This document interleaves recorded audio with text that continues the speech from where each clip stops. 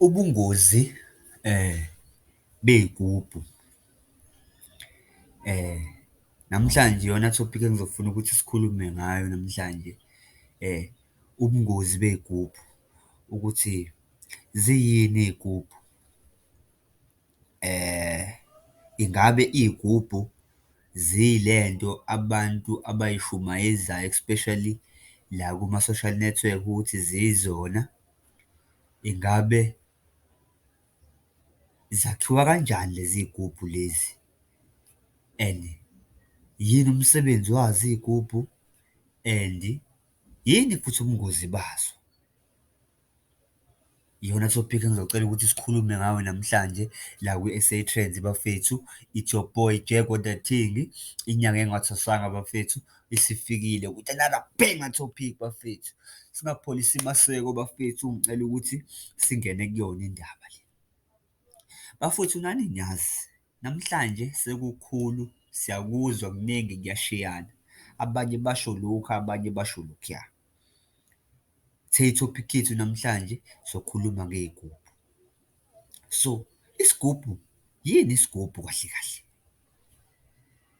Isigubhu yinto eyakhiwayo, yakhiwe abalaphi bendabuko. Labantu laba abayinyanga esithembela kubona ukuthi baselaphe, ibona abakha lento le. Elinye igama iyayibizwa ngegona, kuthiwa igona. Kuthiwa isigubhu-ke leso. La khona kusuke kuhlanganiswa khona amakhubalo athize, imithi ethize ukuze ifeze i-purpose ethize kumuntu loyo osuke esithathile isigubhu. Right. Isigubhu-ke lesi sakheka kanjani? Isigubhu-ke ukwakheka kwaso sakheka ngendlela yokuthi sisuke sakhelwa umuntu ukuthi hlampe akwazi ukubhusta ibhizinisi lakhe, yabo. Hlampe unebhizinisi elithize, so kuhlanganiswe lawo makhubalo lawo athize bese lento iyavuswa bese iyaphila. Uyayizwa leyo nto? Bese iyaphila, so ekuphileni kwayo bese inikezwa lowo muntu hlampe uNzimande, hlampe uDlamini lo osuke efikile ezoyithatha leyo nto ukuthi ihambe iyosebenzela yena lowo muntu, specifically yena, in terms of ukuthi imkhandele umcebo, imlethele inhlanhla.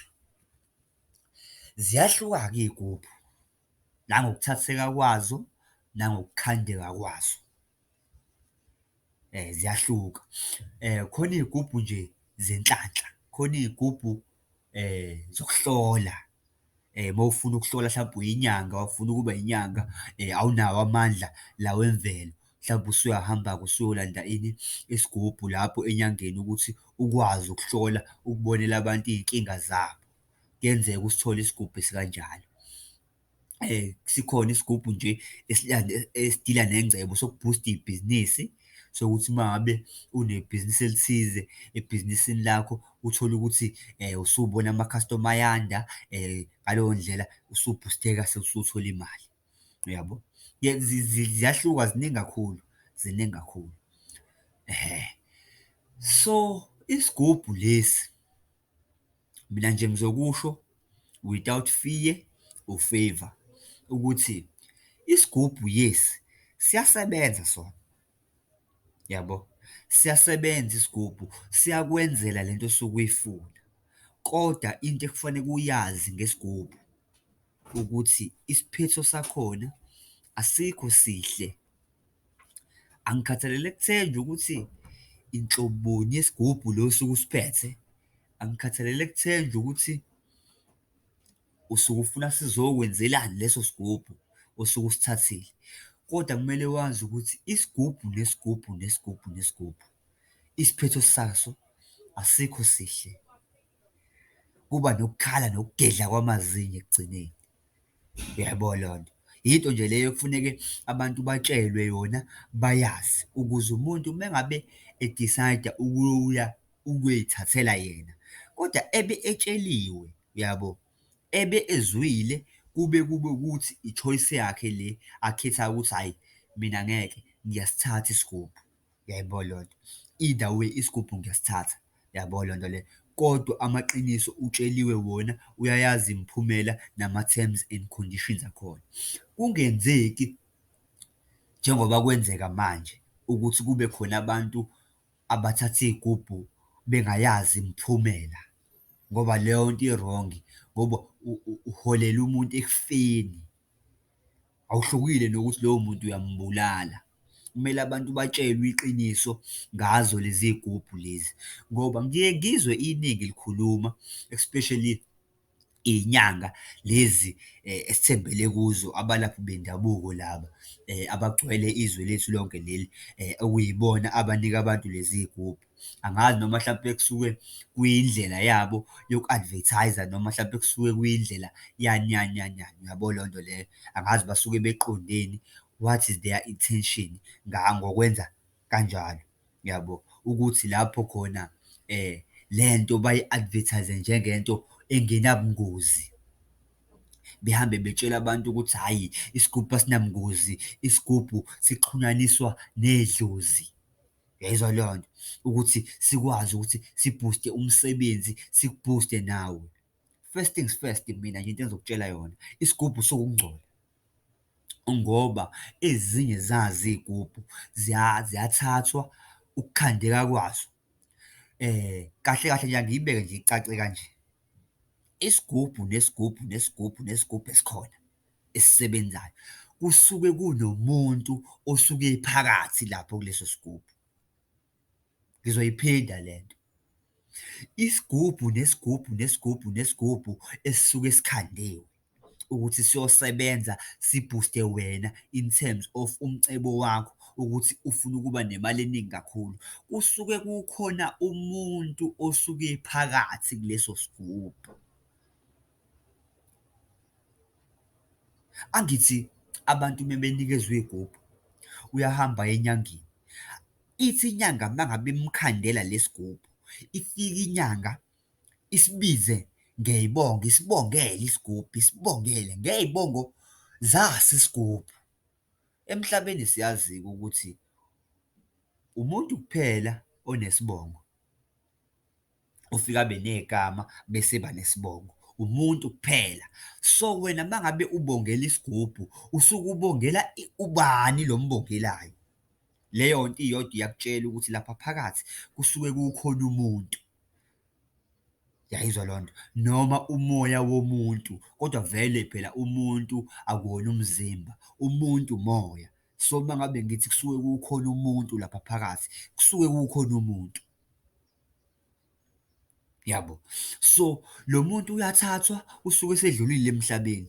Yingakho iy'gubhu uma zakheka kufaneke siyolala ethuneni iy'nsuku ey'thize, sihambe siyolala ethuneni lesigubhu lesi, mhlampe 3 days, kuyadiphenda, hlampe 5 days, yabo, ukwakheka kwaso. Siyolalaphi? Ethuneni, ukuze kwenzekaleni, kuvuswe lo muntu, avuke angene la phakathi, akhomande ukuthi wena uzohlala la, uyathathwa manje, uyosebenzela uNzimande manje, uyosebenzela uDlamini manje, uyosebenzela uMkhize manje.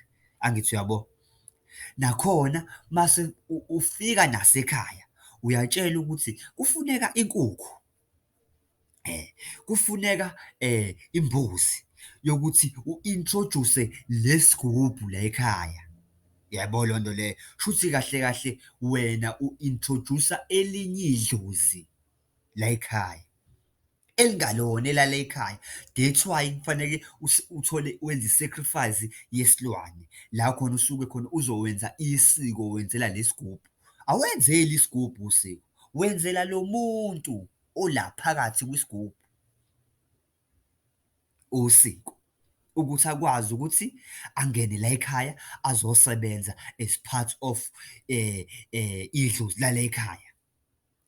Nayi-ke inkinga-ke la ifike ibe khona, usukele wayothatha umuntu ongamazi, mhlawumpe ugavenda, ngoba phela kuyaye kufuneke ukuthi makuvusa umuntu, kuvuswe umuntu mhlampe owayevele ecebile. Kuthiwa mhlampe hamba uye ethuneni mhlampe ley'bhunu, uthole ithuna ley'bhunu noma elendiya noma elani. Kushuthi manje lo muntu oza naye mhlampe la ugavenda, mhlampe ubani, mhlampe ubani akaziwa, angithi uyabona? That's why eney'bongo zakhe, uyayizwa leyo nto? So wena uthatha omunye umuntu wangaphandle uzomfaka la ekhaya, edlozini lala ekhaya.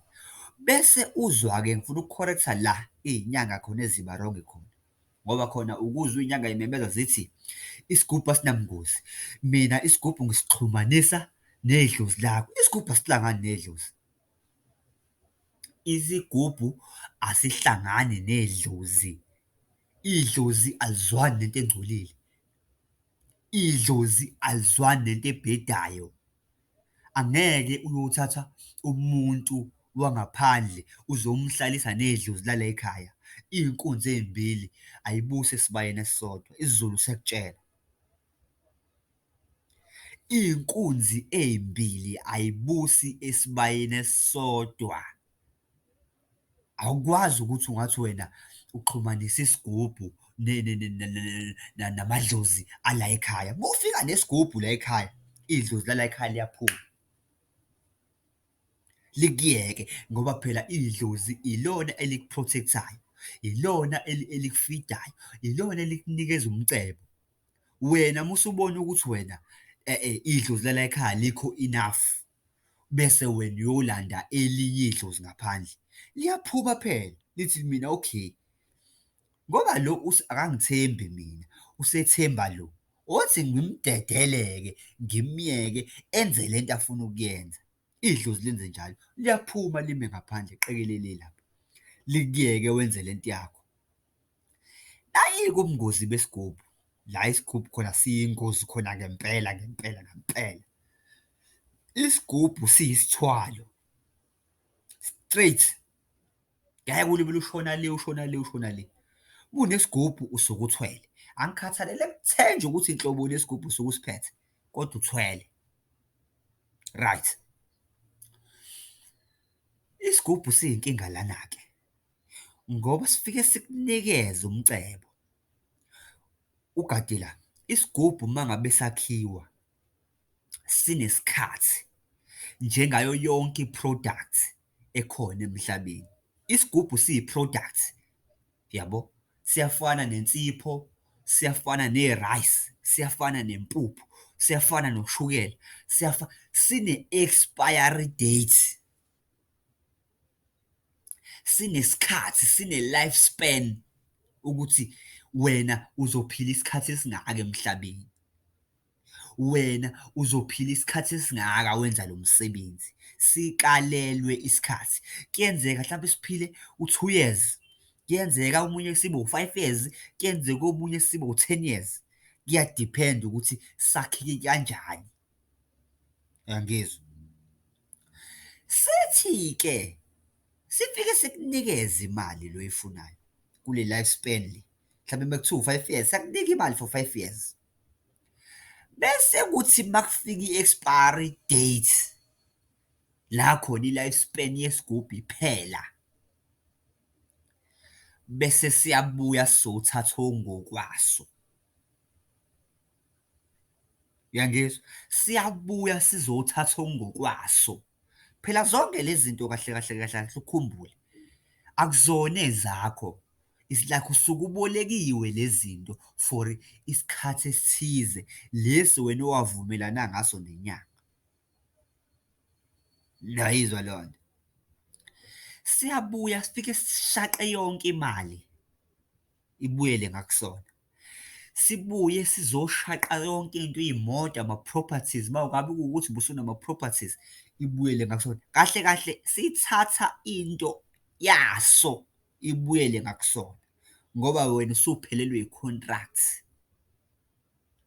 Uyayizwa leyo nto? Bese sesiqedile ngokuthatha yonke into yaso yabuyela ngakusona, khona enye eshodayo phela,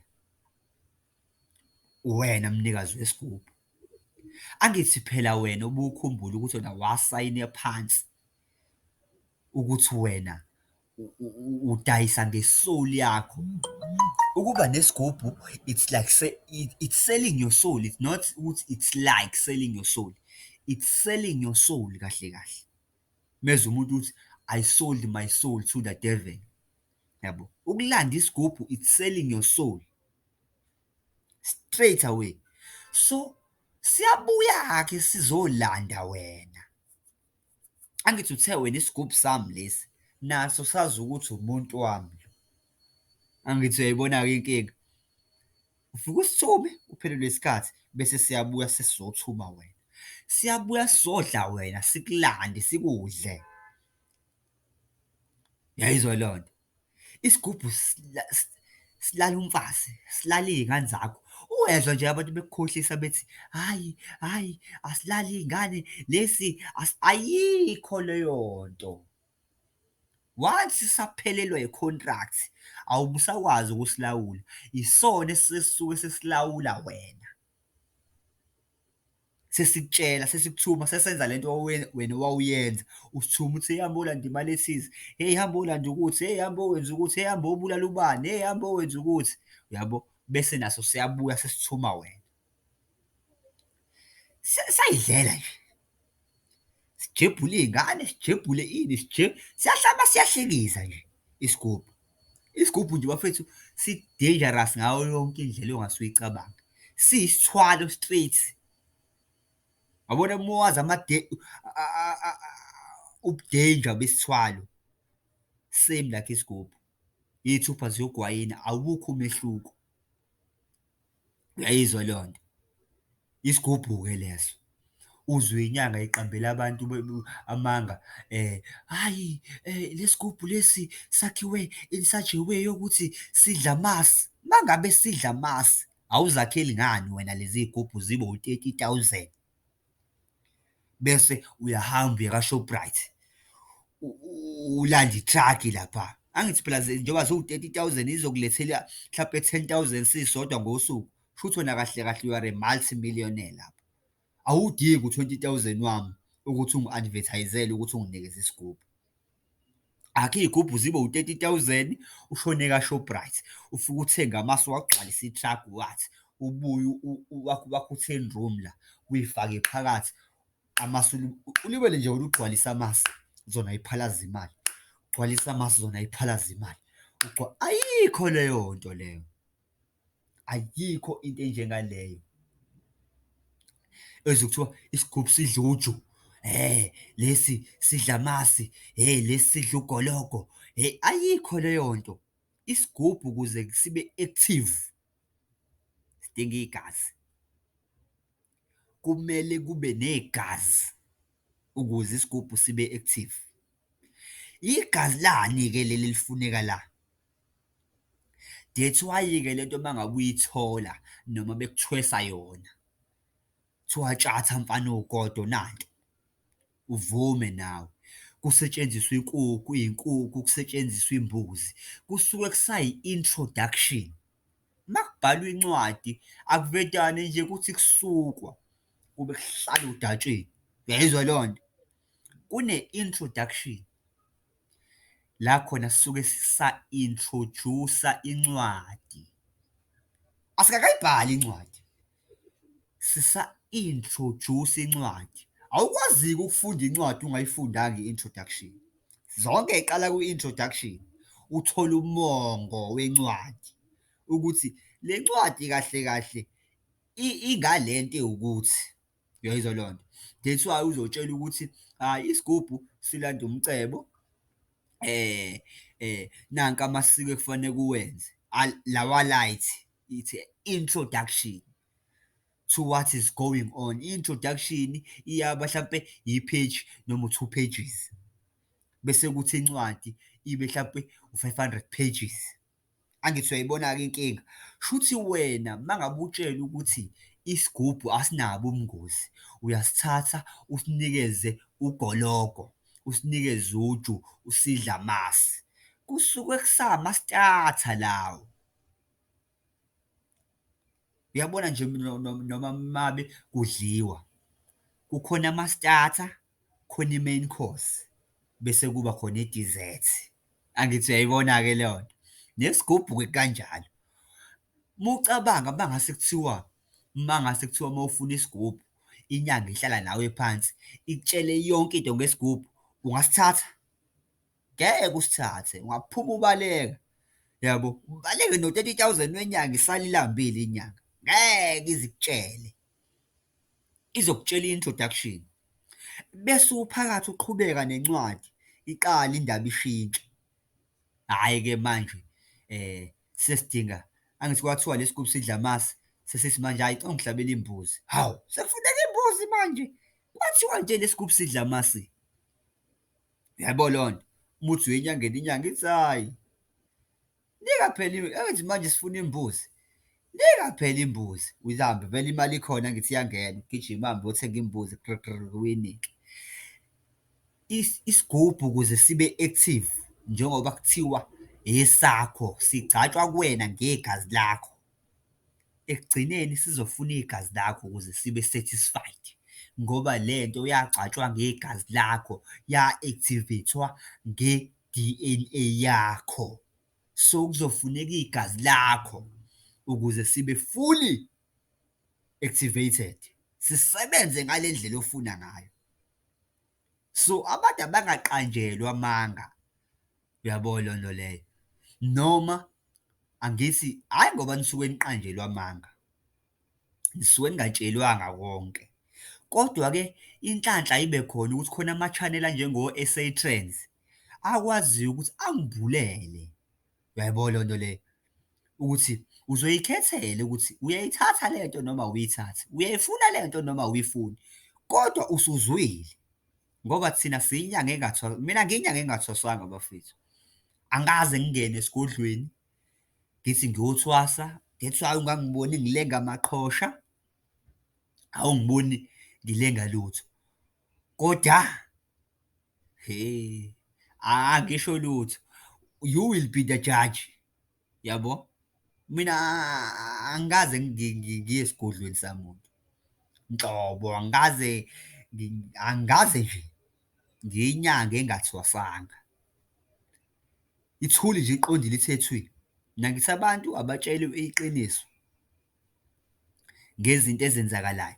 Umuntu angathathiswa into athi ufuna ukusiza umndeni wakhe, ekugcineni le nto ayithathayo iphinde futhi kube yiyona ezokwenzani, ezolimaza umndeni, yabo.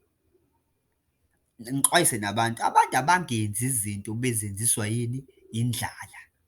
Abantu abasebenzi abantu, emhlabeni kuyasetshenzwa.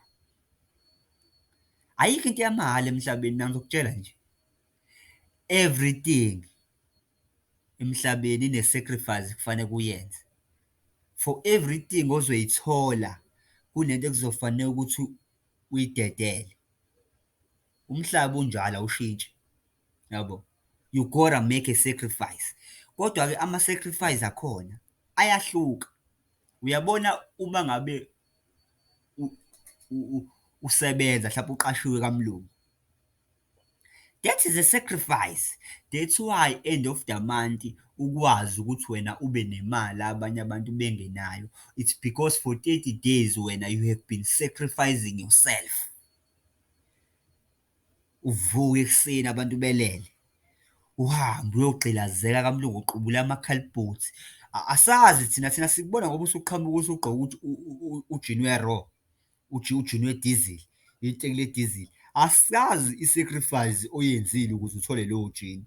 Mhlawumbe uphethe ifoni namakhamera awu-10, uyabo leyo. I-sacrifice asazi. That's why lithi iBhayibheli, ungayihaleli impahla yomakhelwane wakho, yabo. Ngoba awuyazi ukuthi what sacrifice ayenzile ukuze athole leya nto wena oyibuke ngazuthi nawe uyayideserva. Ngoba manje once waqala wenze njalo, sekuqala inkinga-ke lapho. Sekuqala inkinga-ke lapho-ke, uyilandela iy'nkinga nje ziy'hlalele le, ngoba manje le nto uma uyifuna uzoyithola.